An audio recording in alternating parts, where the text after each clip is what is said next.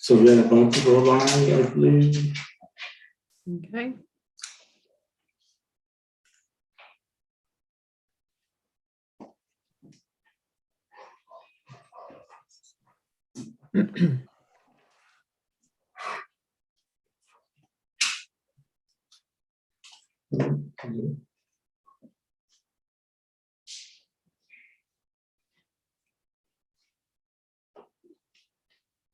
Yeah, we are live.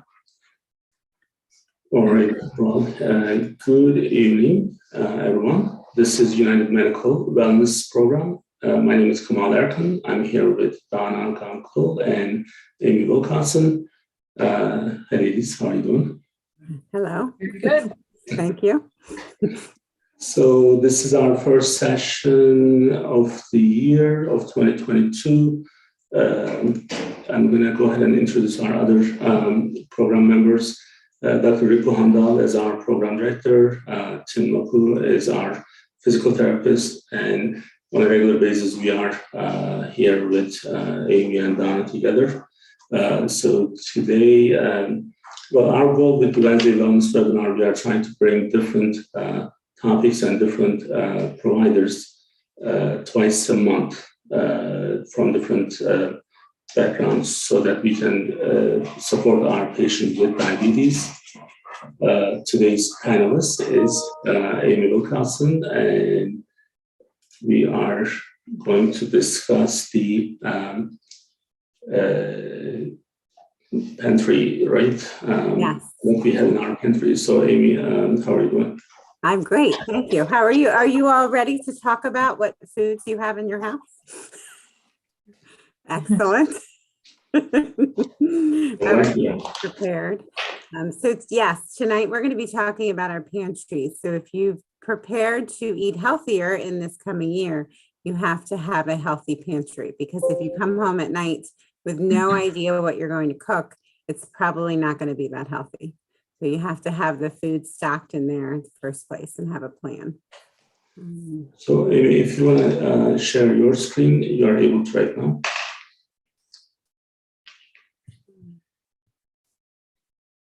Okay. Oops. Oops, sorry, wrong button. No, I think you had it. I did, but then I was moved. I pushed the wrong button to advance. No. I'm not used to the web view. Oh, that's me. I don't need to stop there. Okay. So what is residing in your pantry? So if you're in the kitchen, you can walk over and take a look.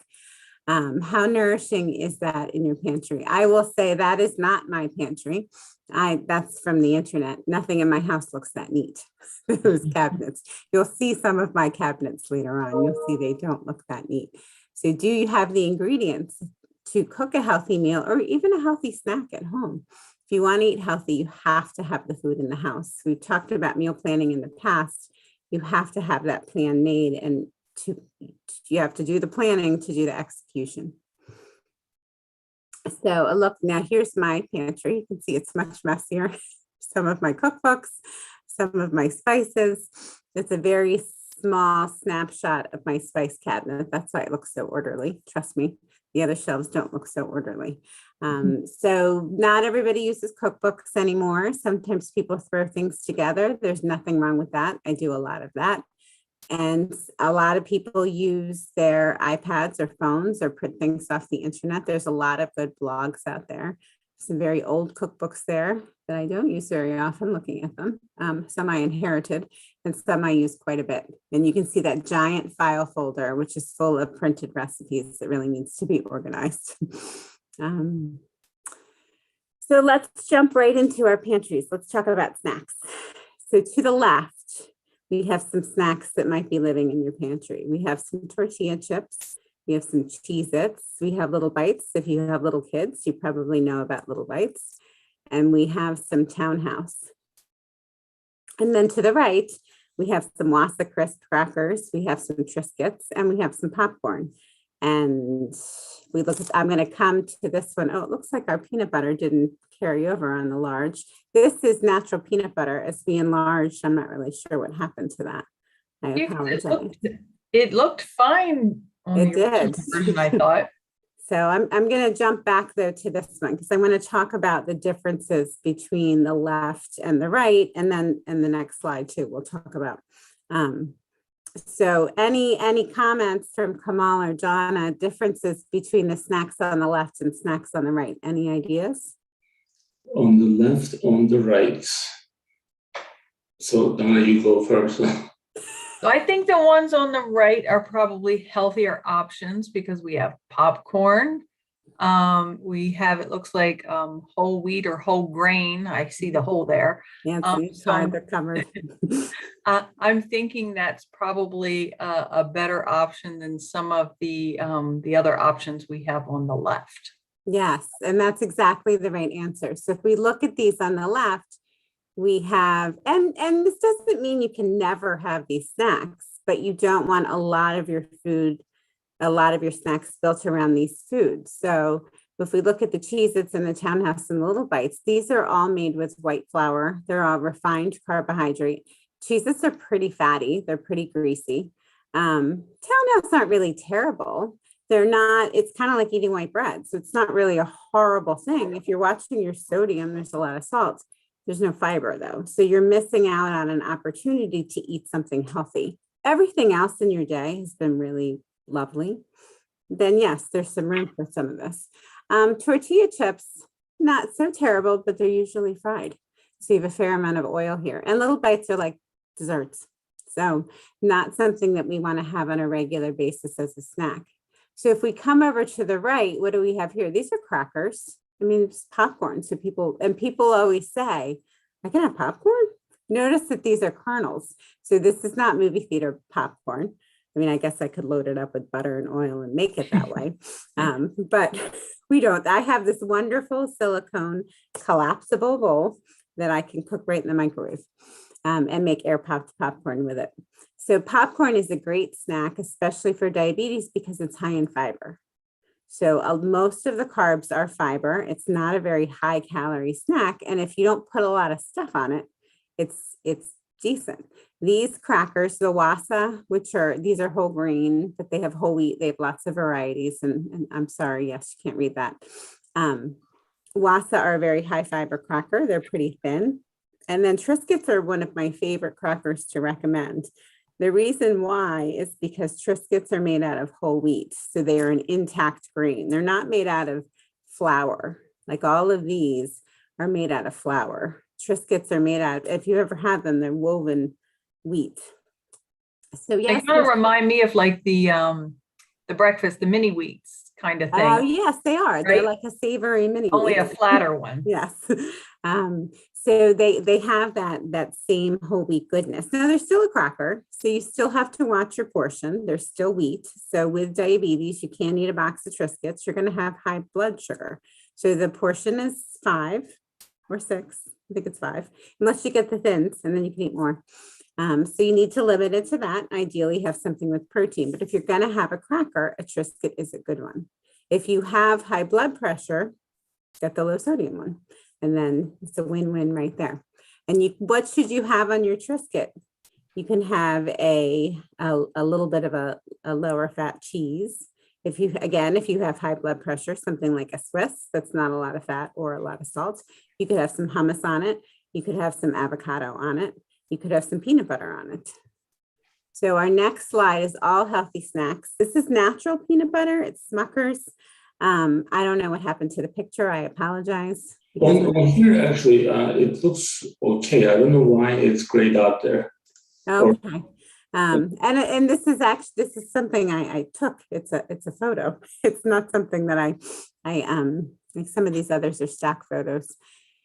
So I like the natural peanut butter because all it is peanuts and salt. And yes, you have to stir it. If you put it in the refrigerator, it does not reseparate. Let's say you really don't like natural peanut butter. Jif and Skippy do not have a ton of sugar. They do have trans fat, which is not great. But if you stick to your portion and only eat a tablespoon, 2 at the most, you're not really getting any, you're not getting any trans fat as if you eat more than that. you will be getting some, and you will be getting some sugar, but there's not a lot. So it's still going to be healthier than like the little bites. Nuts here, an excellent snack, but watch your portion. That's a handful. It's a good, healthy fat.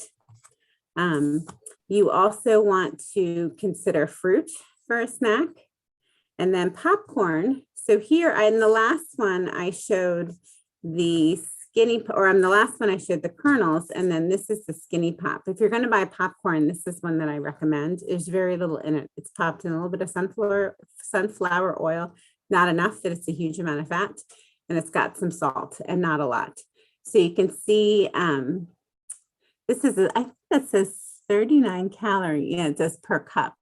And a cup of popcorn is 30 calories in unadulterated. You're just making your own plain air popped. So these do come in single serving bags, which is really nice. So you can just enjoy a bag. Here's the Swiss we talked about, an avocado. How many servings of fat are in an avocado? Does anybody have a guess? I think it's a lot. It is a lot. Yes, you should be eating 4. It's either a quarter or a fifth of the avocado, depending on the size. Avocado is a very popular food right now. So a lot of people say, well, I'm eating a whole avocado a day. And I say, well, that could be why you've been gaining some weight, because it's a lot of calories. So even though it's a healthy fat, too much is still too much. And then again, we talked about fruit. So these are our snacks. Any questions or comments on other snack choices? Well, I do have a question about, so that you talked about the peanut butter and the fat. So is it better to buy a reduced fat peanut butter? Oh, excellent. I'm so glad you asked about that. No. So that when people say, I really want to have peanut butter, should I get the low salt? Does it have to be the organic? I really don't like the natural. What about crunchy? And I say, buy anything, but do not buy the reduced fat peanut butter. And the reason why is the reduced fat has more sugar. So we've taken out a healthy fat and we put in sugar, which we do not want. So I would rather that you have the full fat peanut butter and watch your portion of it. So I'm so glad you asked about that. It went right over my head to bring Well, it we up. all know how I love peanut butter. So another question. So I do the overnight oats and I use the powdered peanut butter and cocoa in my overnight oats for breakfast. So what are your thoughts about like the powdered peanut butter? So some of the brands of powdered peanut butter do have a fair amount of sugar. So you need to be careful how much you're having. Now, are you reconstituting your powdered peanut butter or just dumping in the powder itself? Yeah, I use 1 teaspoon. Okay, so that's a very small amount. So that's very low in sugar. If you are looking for a good source of fat, if you're somebody with polycystic ovarian syndrome, somebody who eats a very low fat diet and you need a little bit of fat in your diet, I want you to eat regular peanut butter. If you're somebody who eats plenty of fat and doesn't need any extra fat, the powdered peanut butter is a good choice. For those of you who don't know, powdered peanut butter is defatted peanuts. So basically they separate out the fat, you have peanut butter powder, and you're left with just the protein with a little bit of sugar. I use it in plain Greek yogurt because then I can eat the plain Greek yogurt that way. And it's almost like eating dessert. I also buy the chocolate peanut butter one. So and I've also used it in smoothies. So if you like peanut butter, as I know Donna does, and I do, it is the powdered peanut butter is a good one to try. And there's a bunch of different brands. So you can try different ones. Any other questions or comments on snacks? All right, so let's move on from our snack portion of the pantry to cereals. So don't have a lot of healthy cereals here because I want to highlight the labels in this portion. So we have Chex over here, which isn't really a bad choice, Chex. I didn't quiz you guys on this one. Sorry, I just jumped over since they're on the same size. But then we have, you can tell we did some Trader Joe's shopping. We have Trader Joe's Honey Oats, which are like Honey Nut Cheerios. And then crunchy cinnamon squares, which are like cinnamon toast crunch. Have you ever had that? And over here we have Oat Bran. If you've never had Oat Bran, it's something to look for. Oat Bran is higher in fiber and higher in protein than oatmeal. So it is Bob's Red Mill. So it's a brand you can find in any grocery store. It's in the cereal aisle. It's an excellent choice for cholesterol if you're trying to increase your fiber, and for blood sugar because it has that good balance. So with these cereals over here, what are we looking for in cereal? What's the problem with these? It's two things. There's a lot of sugar and there's not a lot of fiber. So that's the issue with corn Chex. There's not a lot of sugar in corn Chex. And people will say, well, I only eat corn flakes. I only eat Rice Krispies. There's no sugar in those. Aren't they good? Well, they're not bad, but they don't have fiber. So remember, one of the best things that you can eat with diabetes is a high fiber diet. So wheat Chex, bran Chex are going to be better than corn Chex. Now, if you look at me and you say, well, I don't like wheat Chex and I don't like bran Chex and I only like these Honey Nut Cheerios, doing half and half. So if you mix your Honey Nut Cheerios with a high fiber cereal or mix your corn Chex with a bran Chex is better than just eating a giant bowl of sugary cereal. So I'd rather you eat just the high fiber bowl, but if you can't completely give up the sugary stuff, to add some in will get you there. I don't have in here, and I should have, because I think we have some in my house. I could have had them on the left. Maple and brown sugar oatmeal, apple and cinnamon oatmeal, those are pretty high in sugar. So if you're eating those, Quaker, who makes most of those, makes one called Fiber and Protein. It used to be called Weight Management. So that's something that you want to do. That would be a better choice if you're not willing to do this. This is the best. It is the most filling. So eating a bowl of this with some fruit and some nuts is going to be very satisfying. It's really going to hold you over. Whereas eating one packet of instant oatmeal is not likely to hold you over. And 2 packets is going to add up the carbs. If you make this with milk, with cow's milk, and you add fruit to it, your old-fashioned oatmeal, you are really racking up the carbohydrates. So my recommendation is to make it with water, or if you have almond milk in your house, which is like water, it's very low in carbs and protein. So that would be something that would be okay to do. Do you have a food for us?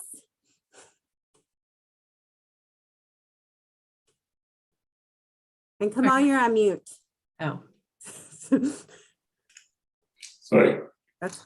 So this is gluten-free. I'm going to actually, if you don't mind, just stop sharing for a second and then we'll just go back. So you can see. Okay. This. I can't. I can't read it. There's gluten-free oatmeal. So, and I thought it was kind of on the healthier side. So when you brought up them, so you're looking for the sugar, right? It's about 6 grams. Okay, so we used to say your cereal should be less than 6 grams of sugar. So something like old fashioned is going to be better because there's none, but that would be better than like the maple and brown sugar. Is that added sugar or natural sugar? Actually, I was just going to say, it says included 6 grams added sugar. So that's all added. It's not fruit or anything. How much fiber is in it? The fiber is 14%, 4 grams. 4 grams. Okay, so that's the same as regular oatmeal. What about protein? Does it have protein? Yeah, it's 4 grams. Okay, so that's similar. It's a little bit, regular oatmeal is 5. So that's very similar. Yeah, this is, I don't know if you're able to see better, but that's the only reason I have this one is because it's gluten-free. So oats are naturally gluten-free, but they are often contaminated. So because they're made in a factory with gluten. So if you were growing an oat plant in your yard, which we don't in Delaware, they would not contain gluten. But if somebody with celiac who needs to be on a gluten-free diet, you cannot buy Quaker oats because they're used on the same rollers with gluten. So there is, like that oatmeal, there is certified gluten-free oats. So people who avoid gluten but don't necessarily have to for medical reasons, they're usually okay to eat the Quaker, the regular, because it's not such a big source. Anything else on the oatmeal? Well, I was just going to say, so I mentioned earlier, I do the overnight oats, and I do use the old fashioned oats. So it's a half a cup, and then the regular cocoa Mhm. and the powdered peanut butter. They do ask for just a dash of salt, and then I use probably a tablespoon of non-fat plain Greek yogurt. It gives it a little bit thicker consistency. And then I use the almond milk. Use the almond. Okay. I was just going to ask what liquid you were using. Yeah, so I use the almond milk. Usually I try to buy the reduced sugar one, is usually my preference, but sometimes if I can't find it, I buy the regular, the original or whatever. But I do find that it holds me over because it is more filling. Especially with the Greek yogurt, I'm sure too, because you're getting in that extra. And there are a lot of things that you can do. The overnight oats are really good. And I like how because it's almost a little desserty without a lot of sugar, having the cocoa and the peanut butter.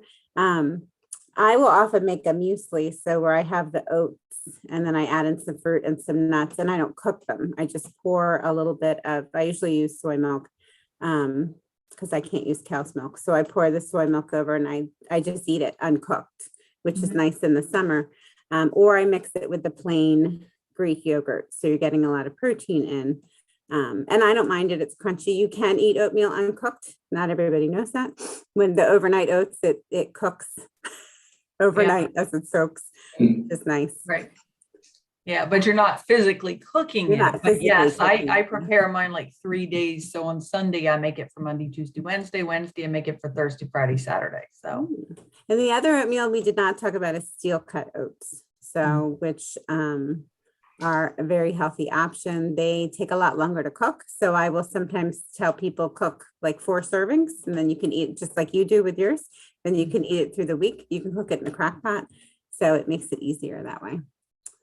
All right, should we move on from oatmeal? So I can just go back into where I was, right? Okay. All right,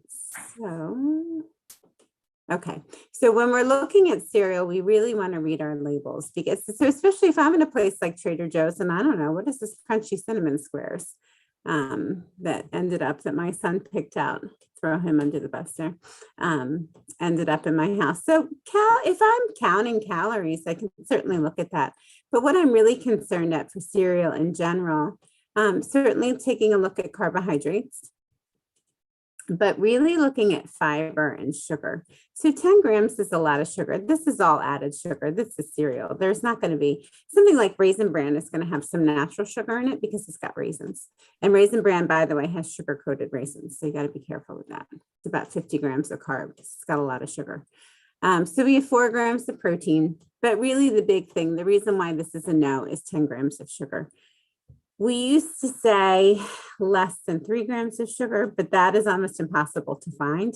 So I typically will say less than 6 grams of sugar. There's not a lot of cereal out there besides something like oatmeal, which has no sugar in there. So having the fiber is going to help you. Something like Kashi Go Lean does have a little bit more sugar, but it has a lot of fiber and protein. So that's another option for you.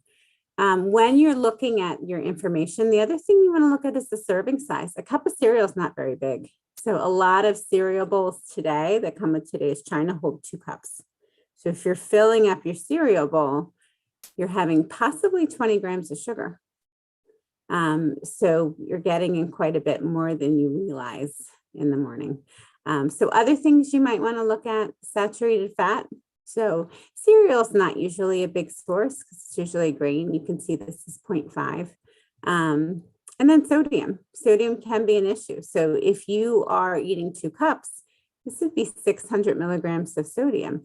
And that's a lot if you're watching your salt. You think about it, we want to have less than 2,000 a day, 2,400 if there's no issues. So 600 really adds up. And milk has a little bit of sodium in it too. So we don't think of cereal as a source of salt, but it can be. Any questions on the labels, comments? Okay. So let's move into grains and starches. So here we have some different options. So we have some orzo, we've got some white pasta here, white flour, there's some breadcrumbs, there's some cheese seasoning. And these are very popular with my patients. These Knorr, they used to be Lipton, garlic shells, they come in broccoli and cheddar, and lots of different flavors, rice and pasta. And of course, Kraft macaroni and cheese, often a favorite. And people will say to me, well, these bags, these are a little bit more expensive now, the mac and cheese, but the Knorr, they're only $1. So why not? Why not? Because they have a lot of fat, they have a lot of salt. There's nothing positive in there for you. So when we look at something like the healthier grains, we're going to look at the next slide, or even like the white pasta over here, there's not added salt in here. This is just whole wheat. Oh, actually, it's not whole wheat. This is white wheat. In the whole wheat pasta, there's whole wheat. This has a lot of added stuff to it that's not so healthy. So not only are we missing good nutrition that can be in carbs, but we're adding in all of these things that are not good for our bodies. So these, if you are buying boxes of pasta or boxes of rice or bags of potatoes, you have to do the work. But in the long run, it's cheaper to buy that food and do the work than buy this for $1. And I think there's 2 servings in a bag. So it's not going to get you very far. On our next slide, so now we've switched to some healthier grains. So we have pasta, chickpea pasta. I like the red lentil pasta. I didn't have any in my cabinet.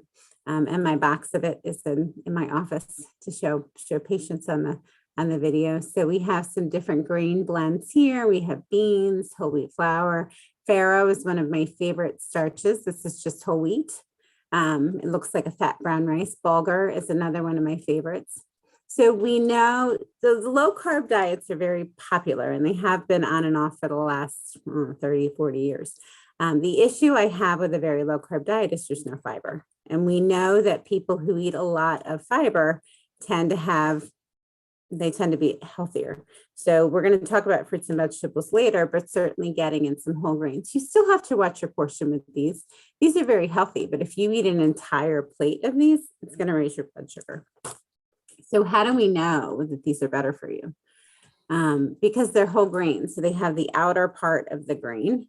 So they have all of the bran, which is going to slow down digestion. So blood sugar is going to go up much more slowly. So not only is it better for blood sugar, because it has that bran and it's slower to digest, it's going to fill you up faster. So you're not going to be able to eat as much. When I take one of these and I mix them with some vegetables or I mix them with some beans, it's a lot. I'm pretty full. It's hard for me to be able to finish the whole bowl of those. And if you think, well, my family's not going to eat those, I will tell you the red lentil pasta, nobody knows they're eating that in my house.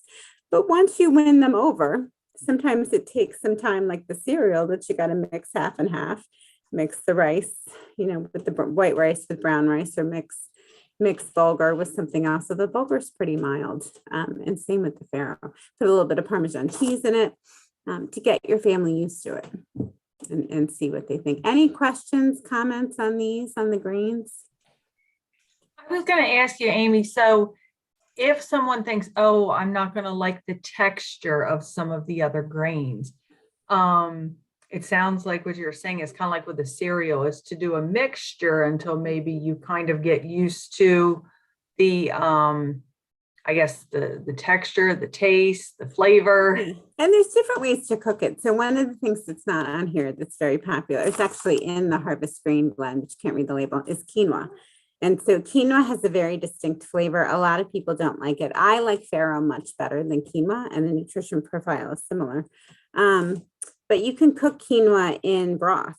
You can make a cold salad and make it with vinaigrette, so it takes on more of that flavor than what it tastes like. So there are things you can do. Texture is an issue, though. I see it a lot with rice in particular. A lot of the world eats rice. So if you think about probably 75% of the world, rice is a daily, might even be breakfast, lunch, and dinner. And brown rice and white rice are very, very different. So I have had people who have they've come to the United States and somebody's told them to switch to brown rice. So they've made the honest effort and they hate it because the texture is it's nothing. If you've had both of you, I'm sure. And you've got this crunchy texture to the brown rice that it's not that soft, smooth, creamy of the white rice. So I'm not going to sit there and argue with somebody and tell them they have to change to that texture, that mixing it is going to make it better. So the solution to that, in case if I really want to have my white rice, is only have a little bit. So you still get that creamy flavor that you might love so much, but you're eating a small amount of it. And maybe you're not having it. Maybe you are trying some new grains other days, or you're loading it up with vegetables or different things like that. But texture is an issue for a lot of people. So I'm glad that you brought that up. Anything else about grains? I don't have anything else. I did want to talk about couscous, which isn't up here because somebody asked me about that yesterday. People tend to think that couscous is like bulgur or farro or quinoa, and it's not. Couscous is actually pasta. So it's just small. What I love about couscous is it cooks in like 5 minutes. It's the fastest thing to cook, but it's white pasta. So again, the white pasta, like on the last slide, this is not terrible. You watch your portion, you eat it with a lot of vegetables. This is not equal to this. I hate to say that food is terrible, but these are not good. These are similar to fast food. So these things you really want to limit. But there's no salt in here. There is 6 grams of protein. There is some fiber. It's just not as good as the wheat. So there is room for all of these different foods in your diet. All right, so proteins. Might you have proteins in your pantry? Yes, we always think about protein as meat, but protein is other things besides meat. Kemal, can you talk about this bag of proteins we have here? I think that's chickpeas, right? I think it is, yes. Were they soaking? After that, actually, that's the morning that we were cooking that. My mom's here, so Okay. now what was happening that day is the one on the bottom left, there's chickpeas there, right? Mm-hmm. Yeah. So I thought she was gonna cook with that because mom is she lives in Turkey, and that morning actually she did take the actual chickpeas out, not the one in the can. Oh, I apologize. My cat's playing the piano. And my dog is right behind me. Oh, that's Sorry about that. All right. So anyhow, so that's the she was saying that, well, she's gonna just soak them in water for a little bit and then they're gonna be okay to cook. But then my immediate reaction was we were getting ready for our session and then trying to take some pictures. And then I'm like, so I wonder how much salt we would be avoid by doing what she's doing. So because the one in the can has a lot of processed stuff in it. Mm-hmm. So that's what it is. Pretty much that's protein. Yes.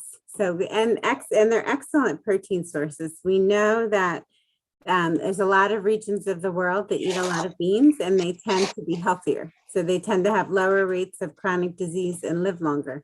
And these are just some. There's a lot of different jackfruit. I'm going to talk about in a little bit. That's not a protein. It's a vegetable or a fruit, actually. But these are good. And these are other things that you might find that are quick. I love the salmon in the pouch because it's always wild salmon. So to go to the store and buy a fillet of wild salmon can be very expensive, but you can get these for $1. And they actually even have them at the dollar store, speaking of the dollar. And then tuna, these are quick and easy. These are things that I will often throw in my lunch bag to take on a salad because it's quick. I can throw in a salad, throw that, and then use salad dressing to tie it all together. But as Kemal said, beans are an excellent protein. All of them are good. And what do you have there, Kemal? Do you want me to stop sharing so we can see? No, I was just preparing for the all right. So jackfruit I have in there because that was in my pantry. Jackfruit is something that it's actually enormous, an enormous fruit. So you can buy portions of it or you can buy it in a can. And it's a very meaty in texture fruit.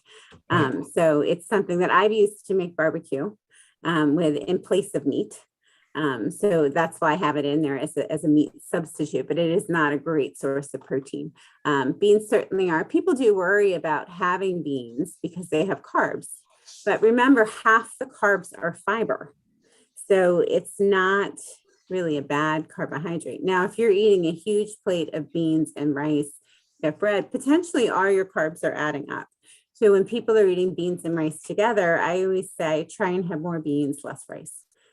Because so you can get in more fiber in there. Any other protein? Are we good? We'll move on. Donna, anything about proteins? No, one of the things I guess one of the things I started doing over the summer when eating salads was looking for something different. So I started putting chickpeas, black beans, things like that on the salad. In addition to vegetables, again, I felt like it kind of kept you fuller longer. So yes, they do definitely. One of the things I didn't have on here, which I meant to add in, is a can of sardines. So I often have sardines in my house, not because I'll admit I haven't eaten them. I always want to, but I haven't tried them yet. Sardines are an excellent fat. There's something that we don't worry about as much with mercury because they're very small fish. So they don't have the chance to accumulate a lot of mercury. So they're a good protein. They're a very good fat. You do have to watch the sodium in them, but they're another excellent protein to store in your pantry. All right, we're moving into the refrigerator. So this poor refrigerator drawer, it's not looking so good. We've got some processed cheese that looks like possibly Hershey syrup, mayonnaise, Caesar dressing, caramel. So I don't know what happened to this poor refrigerator drawer, but it's not looking so healthy. So if you take a look in your refrigerator, does it look like this? Or do you have some healthier condiments and healthier options in there? Mine is healthier. Well, good. I'm glad. I will admit, this is I arranged everything in here and this is my refrigerator. In fact, I never bought those things. I don't know what they are. What these things are? No, I have an idea, but I never bought them. My husband eats this cheese. It's terrible. It's like spreadable cheddar. I don't know. I question on how real cheddar. Salad dressing. That's chocolate syrup. That's caramel syrup. We had ice cream over the holidays. And that's, I believe, mayonnaise. So if we move on to also in my refrigerator to redeem myself. Oh, look, here's my peanut butter. It survived this picture. So things that you might have, hummus is part of a healthy snack. This is also something I will use on a salad in place of salad dressing to get in a healthy fat, to add a different flavor. Carrots, we've got some veggies here. Tofu is another good protein. If you're not so sure about tofu, you should try it because you really, really, really squeeze out the water, press it up, stack a bunch of heavy books on top of it. And then whatever you cook it with, it adopts that taste. So it's a very affordable protein. A pack of tofu is 4 or 5 servings in it, and that's $3 right there. So it's a lot cheaper than meat and it's better for your heart. And then we have feta. What I really like about feta is it's a very strong cheese. So you don't need a ton of it. You can get a lot of really good flavor and just use a small amount of it. My favorite yogurt is Fage, plain Greek yogurt, not fat. I'm sorry. It's your favorite one is a Turkish yogurt, right? My favorite is the Turkish yogurt. Yes, I apologize. I was just saying that to somebody the other day. I should talk about Turkish yogurt because I always get told to talk about it during the webinars. And then cottage cheese, another excellent source. Over here, some better condiments. One of my favorite salad dressings people often ask about is Bolthouse. I like the honey mustard because it tastes like mustard and I like mustard. You can see more mustard here. So it is yogurt dressing. It's in the refrigerator section. It's 40 calories. It's very low in fat.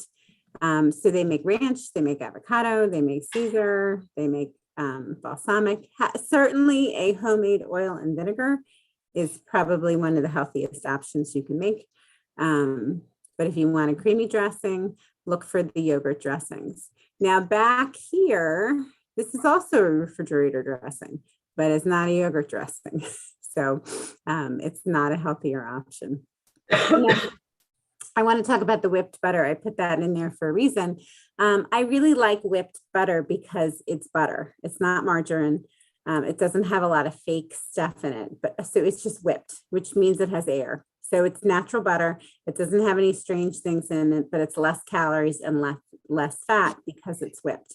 So if you think, well, I don't want to eat margarine because I don't know what all those ingredients are, but I'm worried about all the fat and butter, this is the way to go. And then we have my peanut butter again that we talked about. So my refrigerator hopefully has redeemed itself a bit here. Okay, so we're still in the refrigerator. All right, so one for a internet refrigerator or my refrigerator.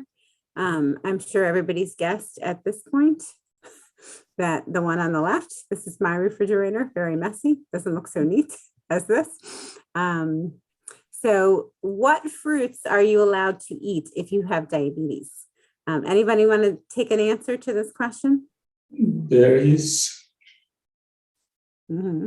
Right? Yes. Oh, I need more. Okay, so well, is there anything else? Do you think that's it? Well, anything that doesn't have too much sugar in it, right? So we need to be mindful of that. So from that picture, berries is good. Mm-hmm. So then my second pick would be probably kiwi. Mm-hmm. So the answer to the question is actually all fruit is permitted. Mm-hmm. But you are correct in that berries are the lowest sugar, which means you get to eat more of them. So if you're going to eat something like a mango, or these are really little, the mandarins, but if you're going to eat a really big orange, you can't. So eat a smaller orange or a mandarin and one little mango, not two. So there are things, to Kemal's point, that are higher in sugar. So a banana is 30 grams of carbohydrate. So for a long time, we've told people a serving of banana is half a banana, which people get very frustrated because they say, well, what am I going to do with the other half? So I say, well, eat a small banana if you don't know what to do with the rest of it. And don't eat it with oatmeal, which is already 27 grams of carb, and milk. Eat it with something like eggs, which is no carbs. So then that can be your carb. So all fruit fits. I see a lot of people who come to me, well, I was just diagnosed with diabetes and I'm supposed to eat more potassium, but now I can't eat bananas because I have diabetes. And I say, well, who told you that? You certainly can have bananas. You just don't eat 2 or 3 bananas in a day. Have one and make it a small banana. So everything absolutely fits. I believe these are avocado, which avocado, if you didn't know, are technically a fruit in the world of agriculture. So apples are another one that get a bad rap. People think that they're too high in carbohydrate, but they're an excellent source of fiber. They're also an excellent source of quercetin, which is a phytonutrient that is good for your brain to slow down aging. And it's very good for your heart and your immune system. So I'm a big fan of apples, pears, and little bitty oranges, not big oranges. Any fruit questions, comments, concerns? Okay, so our next refrigerator is our veggies. So if you're going to eat vegetables every day, as you should, with lunch and dinner to get in your 3 to 5 servings a day, oh, I apologize, your 3 to 5 servings a day, you need to have vegetables in your house. So when you go to the store, you have to think, all right, I need my vegetables for the week. So what do I have? So here we've got spinach, we've got cucumbers, we've got mushrooms, we've got carrots. You can underneath, you probably can't see, there's some celery and peppers under there. I always have broccoli in the freezer because that's my favorite. So it might be that vegetables are really expensive. And so you can't afford a lot of fresh vegetables. So you have very limited, maybe you have more in the freezer. And what about canned vegetables? Is it okay to eat canned vegetables? So yes, the answer is yes.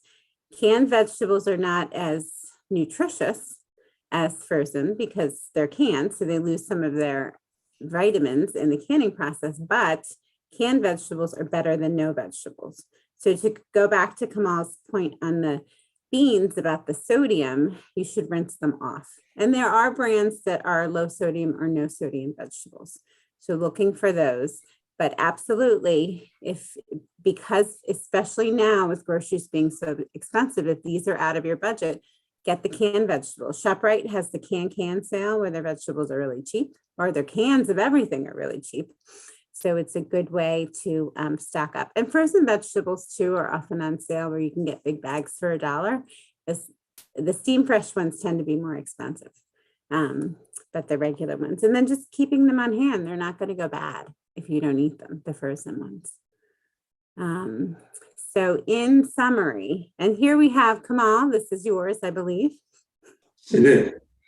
Your finished product, which looks excellent, or cooking product, I guess, not quite finished. That's chickpeas, right? Mm-hmm. Yeah.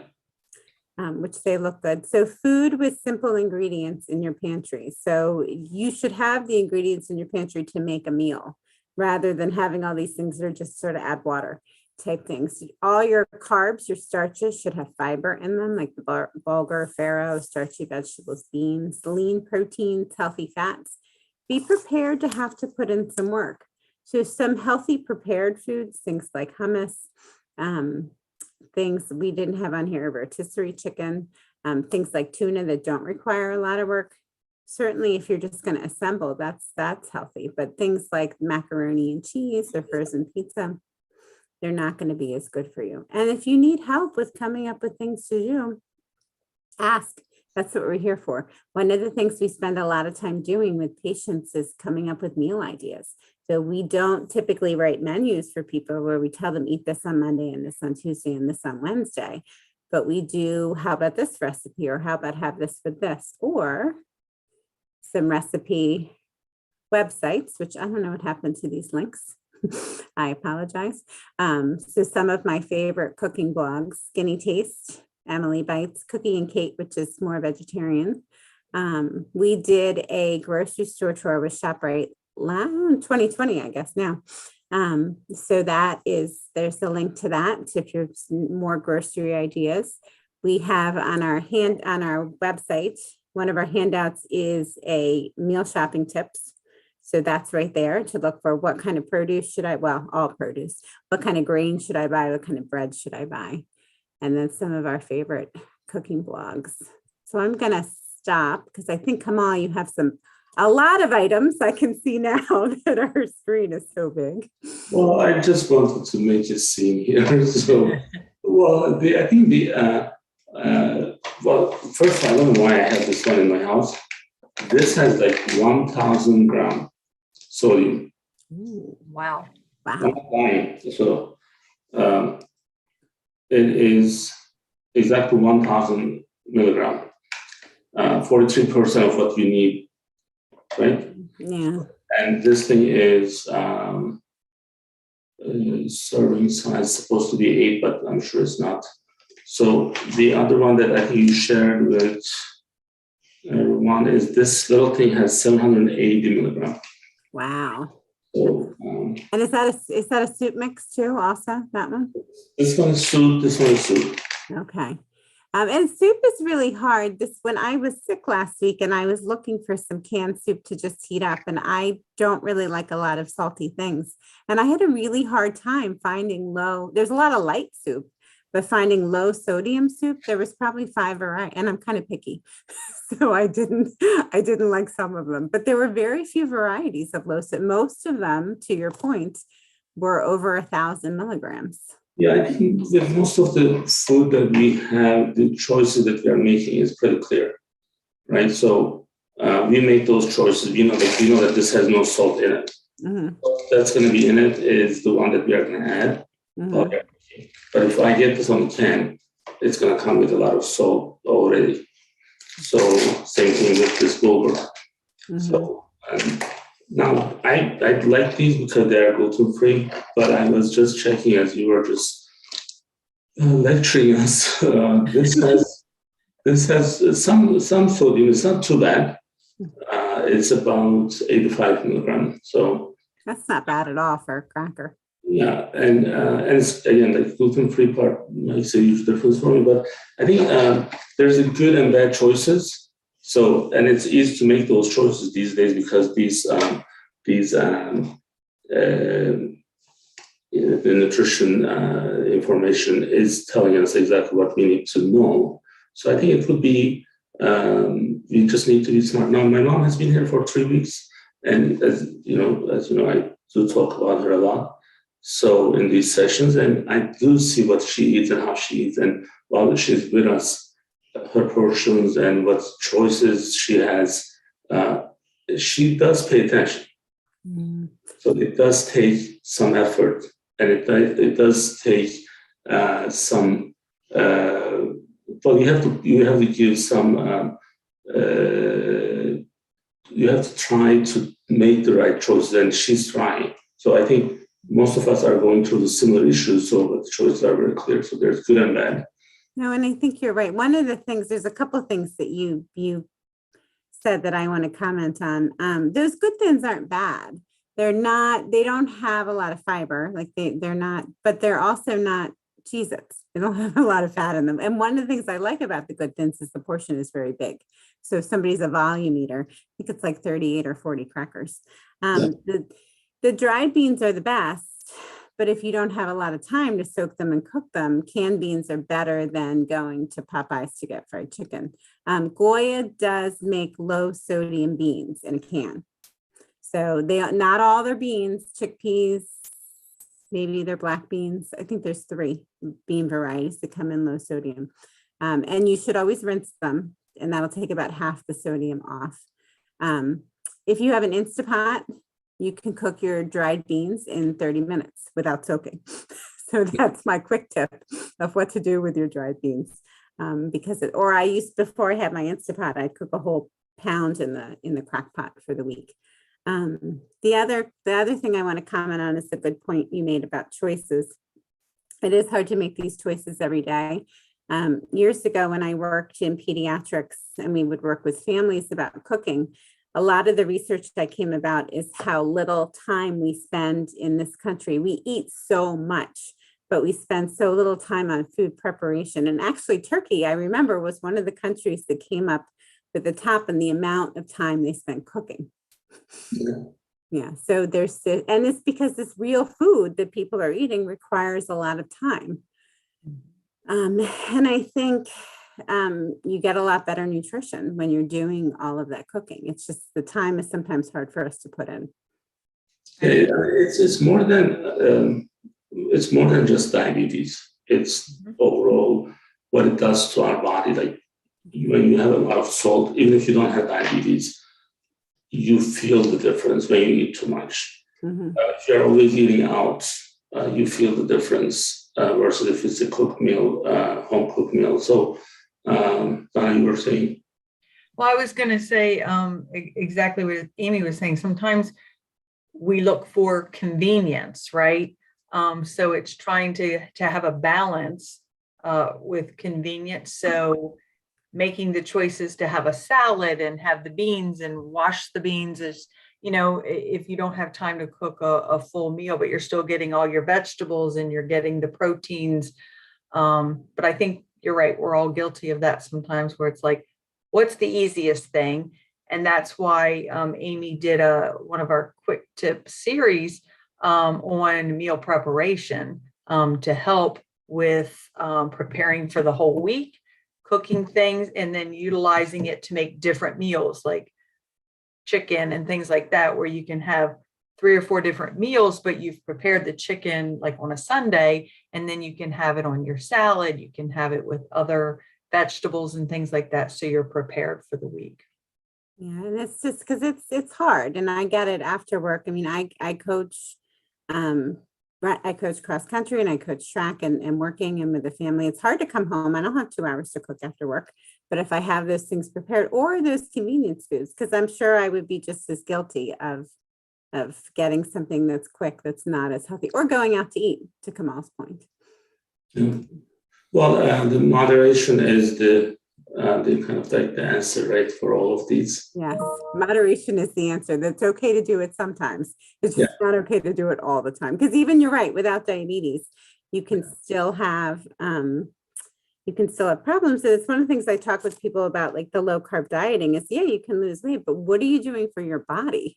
You're missing out on a lot of positive stuff.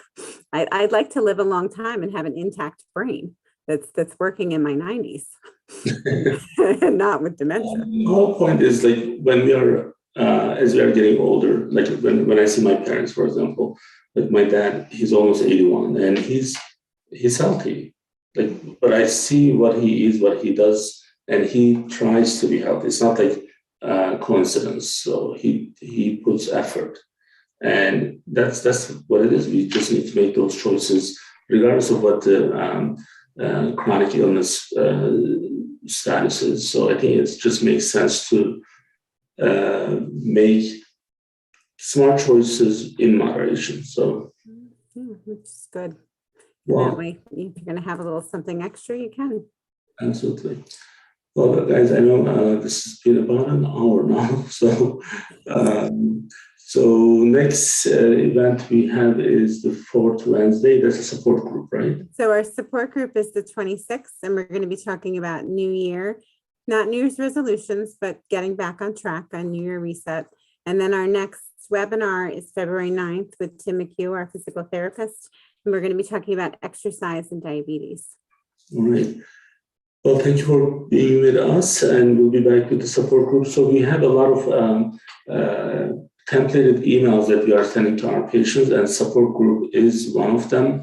If you are receiving emails from United Medical database, they are coming from us and they are legit. So please take them seriously and take them out of your spam box. So we'll be back in 2 weeks. Thank you so much.